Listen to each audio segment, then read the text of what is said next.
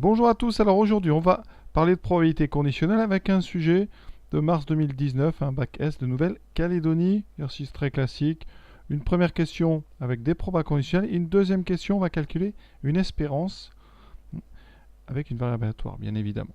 Alors, le plus intéressant dans ce sujet, c'est peut-être l'espérance, parce que la question 1 est très classique. Vous avez trouvé ça déjà des dizaines de fois. Donc traduire une situation, on lit le texte avec attention. Donc déjà les lettres, G, ça sera la voiture est sous garantie, donc G c'est l'initiale de garantie. Ensuite, R c'est donc réparation. Donc vous avez des voitures qui sont sous garantie ou pas et qu'il faut réparer ou pas. On nous dit quoi? Première phrase, on va prendre phrase par phrase comme d'habitude. Ici, 20% des voitures sont sous garantie. Qu'est-ce qu'on est en train de nous dire? Que la probabilité de l'événement G, c'est donc 20%. 0,2. Deuxième phrase. Pour 1% des voitures sous garantie, une réparation est nécessaire. Donc là, c'est une probabilité conditionnelle. On sait, eh bien, donc quoi? Que pour les voitures qui sont garanties, donc c'est une probabilité, on sait que la voiture est garantie, eh bien, vous avez besoin d'une réparation, c'est P de R, ça a changé, et vous savez que c'est 1%. Donc 0,0. On fait attention à ne pas se tromper dans l'écriture des pourcentages. Et puis la dernière phrase. Pour 10% de celles qui ne sont plus sous garantie, une réparation nécessaire, c'est aussi une conditionnelle. Là par contre, on ne regarde que les voitures qui ne sont plus garanties. Et parmi celles-là, vous avez besoin d'une réparation dans 10% des cas, c'est-à-dire 0,1. Voilà. Donc on peut faire l'arbre. Quel arbre on peut faire? Bien l'arbre qui commence par G ou G bar, le contraire de G, ensuite qui va dans R, R bar, R, R bar. Alors qu'est-ce qu'on peut mettre sur l'arbre? Probabilité de G, on a dit 0,2, 20%, donc G bar, c'est le complémentaire, donc 0,8. P de R, ça change G, c'est une conditionnelle, on part de G pour aller vers R. D'accord, donc le 1%, vous l'écrivez ici. Et donc l'autre chemin ici, c'est 0,99. Dès qu'on ouvre comme ça des chemins à partir d'un point dans un arbre, la somme doit faire 1. Pour le dernier, on a P de R sachant G bar, c'est donc 0,1. Donc ici, c'est 0,9. Voilà, l'arbre est bien. On peut continuer. B, calcule la probabilité que la voiture choisie soit sous garantie et nécessite une réparation. Vous avez un et ici, en langage, donc probabilité, ça va être une intersection. Donc on cherche la probabilité que la voiture soit sous garantie et en même temps donc inter R. Donc on croise les deux événements G et R. Dans l'arbre, eh bien on va emprunter donc un chemin qui passe par G puis par R. Il n'y en a qu'un. C'est donc le chemin, alors je vais le faire dessous, c'est le chemin qui passe par 0,2 puis qui va à G, puis ensuite qui va à R. D'accord? Ça veut dire que vous empruntez ce 0,2 qui est P de G et vous le multipliez par ici cet événement-là. Attention, ce n'est pas P de R, c'est P de R, sachant que vous avez emprunté le chemin qui passe par G. Ça donne donc 0,2 fois 0,01. Donc quand on multiplie par 0,0, on décale de 2, donc ça fait 0,002, c'est-à-dire 0,2%. C'est justifié que la probabilité de R, c'est 0,082. Alors, ici, on va parler de la formule des probabilités totales. On a deux façons d'arriver à R. R par le haut ici, en passant par G, ou le R ici, en passant par G bar. Alors, ici, on sait que G et G bar, ça forme une partition. Forme une partition de l'ensemble des événements. Donc, d'après la formule des probabilités totales,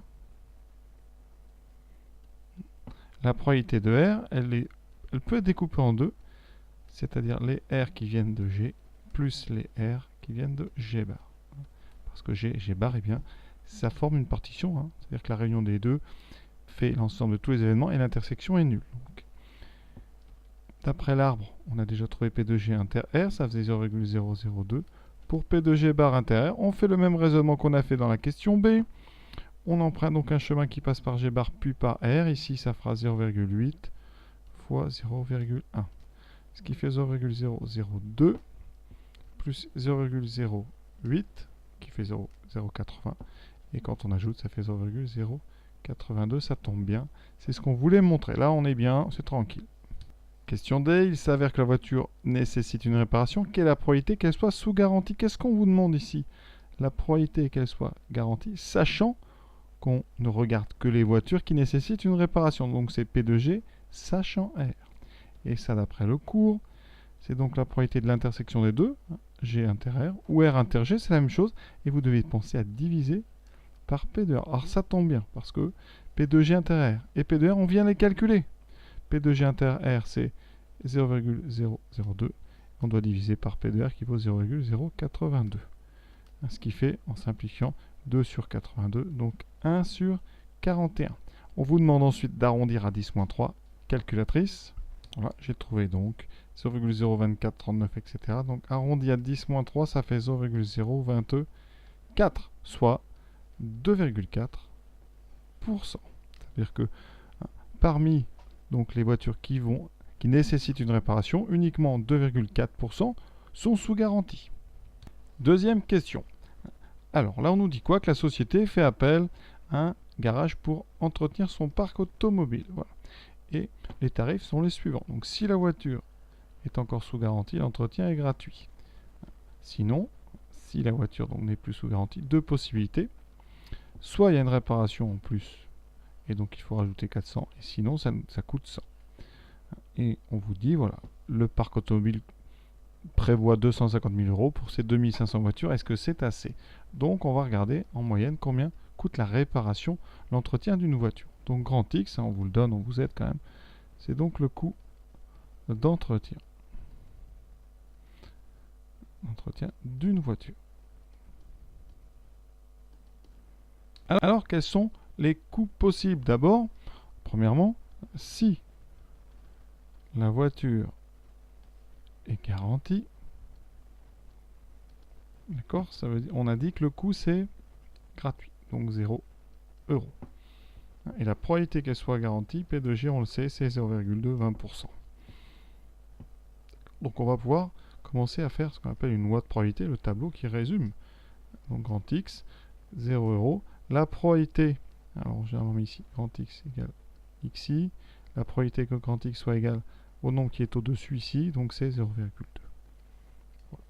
Deuxième coût possible, si la voiture n'est pas garantie. Alors on a deux cas. Si une réparation est nécessaire, si on est dans la situation R, donc là on est dans la population G bar, et si en plus on a R, alors ça fait 400 plus 100, donc ça coûte 500 €. Et la probabilité que ça arrive, c'est la probabilité de G bar inter R. On regarde dans notre arbre, G bar c'est 0,8 fois le chemin qui mène à R fois 0,1, ce qui fait 0,0, oui c'est ça, 0,0, donc 8%. Ça veut dire qu'ici on va payer 500 € dans 8% des cas. Qu'est-ce qu'il nous reste?